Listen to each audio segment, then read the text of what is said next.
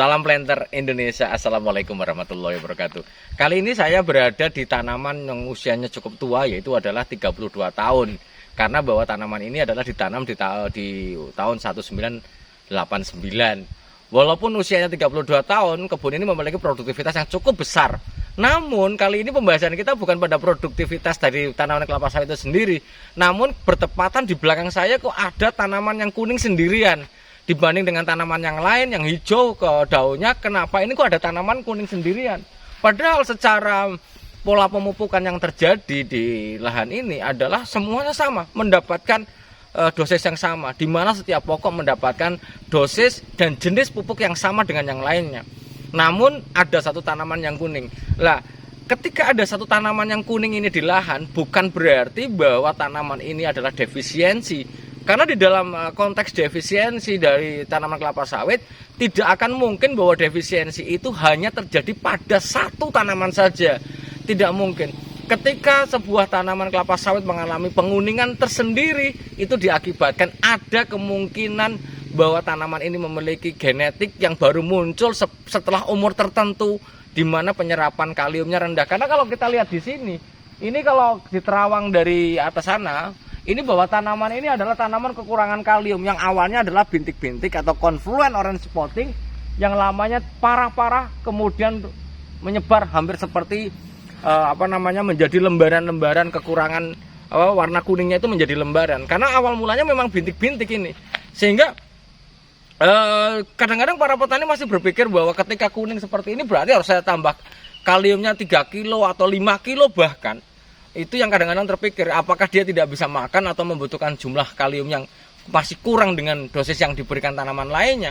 Namun pada prinsipnya bahwa tanaman ini ada kemungkinan mengalami penyimpangan genetik, muncul genetiknya itu setelah tua.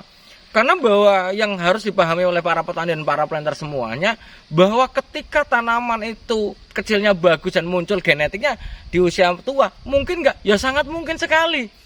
Tidak akan mungkin ini dibiarkan dalam kondisi yang berbeda sendiri seperti ini jika memang gejala ini muncul dari usia muda.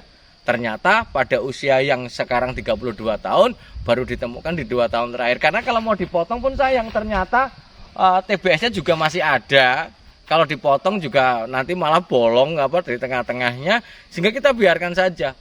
Namun yang menjadi catatan bahwa BCR atau berat janjang rata-rata yang dihasilkan dari tanaman yang kuning ini lebih kecil daripada tanaman lainnya.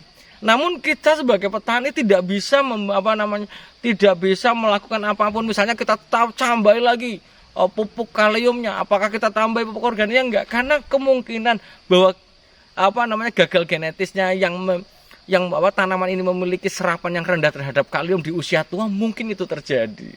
Karena daripada dipotong repot dan udah kita biarkan, karena di usia pada hari ini adalah 32 tahun, maka ya sambil nunggu nanti replanting kita biarkan tanaman ini tetap tegak dan masih menghasilkan TBS walaupun angkanya BCR-nya tidak lebih besar daripada yang warnanya hijau pastinya. Mungkin itu aja dulu yang dapat saya sampaikan pada kesempatan hari ini, sehingga benang merahnya jangan kaget. Kadang-kadang kita di kebun tua, tiba-tiba kita di tengah, kok tiba-tiba ada yang kuning satu saja. Apakah dia defisiensi? Ternyata tidak, karena dia mendapatkan jenis dan dosis yang sama dengan teman-temannya. Kalau dia sendirian, berarti ada kemungkinan dia sendiri yang mengalami genetis yang berbeda dibandingkan dengan teman-temannya. Sehingga jangan merasa gimana-gimana, misalnya wah ini bibitnya gini, enggak. Apalagi di usia tua, karena kadang-kadang muncul gagal genetis itu di usia yang tua, tidak muda dari sejak dini. Mungkin saja dulu yang dapat saya sampaikan.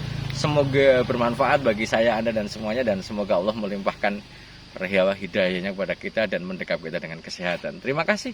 Salam planter Indonesia. Assalamualaikum warahmatullahi wabarakatuh.